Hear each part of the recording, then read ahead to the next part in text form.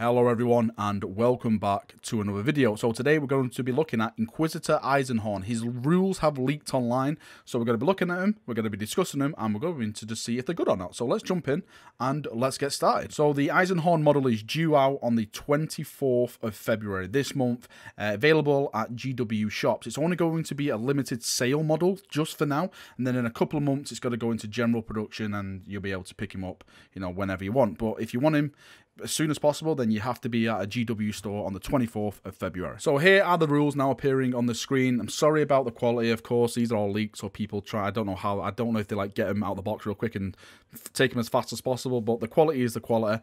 The full link to this image and to the article where I got them from Faeit212 is in the description as well. If you want to go and give it a read, I suggest you go and give it a read and see everyone's feedback and stuff like that.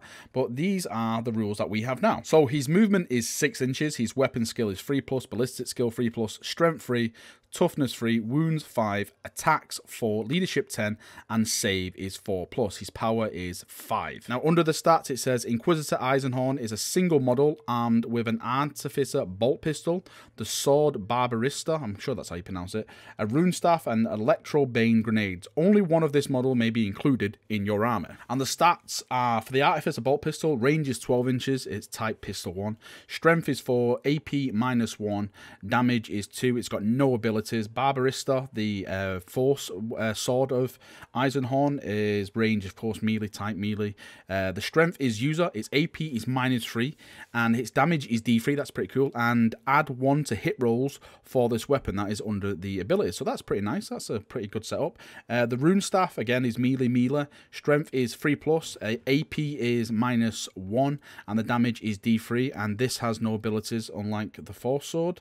And if we go down to the electro bane grenades, the range is 6 inches, grenade 1 is the type, strength 4, AP -1, damage is 1, but under the abilities tab it says if the target is a vehicle and you roll a wound roll of 4+ for this weapon, the target suffers 1 mortal wound in addition to the normal damage, or D3 mortal wounds if the wound roll was on a 6+. So that is actually pretty decent with his actually grenades. And if we move over to the second leaked image, which shows all the abilities, the psychofaction keywords, all that kind of stuff, let's start off with Authority of the Inquisition, which is C Index Imperium 2.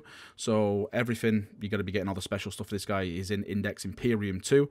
I am hoping that maybe in the future GW will release something like, I don't know, Agents of the Imperium Codex. How cool would that be when you have all like cool Inquisitors or different stats? Maybe you can have like Sisters of Battle in there and stuff like that, since they haven't got a codex. But again, that's me daydreaming at the moment. Let's jump back into this. So one of the big abilities is Unquestionable Wisdom. All friendly Imperium units within 6 inches of Inquisitor Eisenhorn can use his leadership characteristics instead of their own. So that is very, very good. So for me already, I would probably use Eisenhorn, like maybe in a guard army, maybe as an ally in a guard army, put him in there, because if you can put him in the middle of that and they can use his leadership, then, failing morale tests and stuff like that, it could be quite decent when it comes to, trying to roll it off against that. And the next one is No Stranger to Pain. Roll a d6 each time Inquisitor Eisenhorn loses a wound. On a 6, that wound is not lost. So that is pretty nice. He has some survivability on the tabletop if you're, someone's throwing a lot of shots at him and stuff like that. So that's pretty cool. He has a way to survive and keep him in the game. But again, you really need the dice gods on your side if you're going to be getting 6s. And the next one is Malleus Codicium. Now this is really, really cool because this actually plays on the lore of Eisenhorn as well. I'm not going to spoil anything. If you've read the Eisenhorn series, you probably know what the Malleus Codicium is. But if you haven't, then what are you doing in your life? Go and bloody read the Eisenhorn series. It's amazing. So Malleus Codicium, once per battle at the start of any turn, Inquisitor Eisenhorn can use the Malleus Codicium.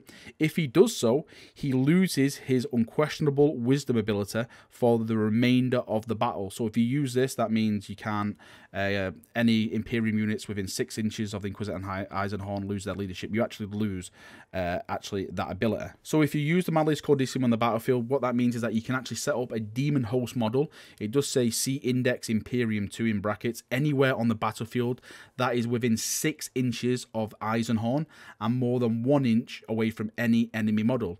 It does go on to say that this demon host has the character keyword, and its strength, toughness, wounds and attack characteristics are all increased by 2. That is very, very nice. And there's more. It says, furthermore, whilst the demon host remains within 6 inches of Eisenhorn, add 1 to hit rolls, wound rolls and invulnerable saving throws made for it. If Inquisitor Eisenhorn is slain, this demon host is removed as a casualty as well. If you are playing a matched play game, you must pay reinforcement points for this demon host. So if you are doing match play, then there is a bit of a cost. But all in all, it seems that if you use the Malleus Codicium, you're taking away from the general supporting role, it looks like, for Eisenhorn. So if you are going to be using Eisenhorn in an Imperial Guard army, I wouldn't suggest you use the Malleus Codicium because you'd be losing that leadership characteristic. But if you want to try and throw Eisenhorn in there to like take on a certain group and you want him to go in and slash and kill stuff, then I would definitely use the Malleus Codicium because you have this demon host with you to cause some pain and some damage onto whatever foe you're attacking. And the next stuff is the Psyker stuff. So it says Inquisitor Eisenhorn can attempt to manifest 2 psychic powers in each friendly psychic phase and attempt to deny 2 psychic powers in each enemy psychic phase. So that's pretty nice. He knows a smite power and 2 psychic powers from the Telephysia discipline. Again, Index Imperium 2. I probably just butchered that word, but hey, who cares? And the faction keywords for this guy are Imperium, Inquisition, Ordo, Xenos. Keywords are character, infantry, Inquisitor, Psyker, and Eisenhorn. He gets his own nice little keywords because he is awesome.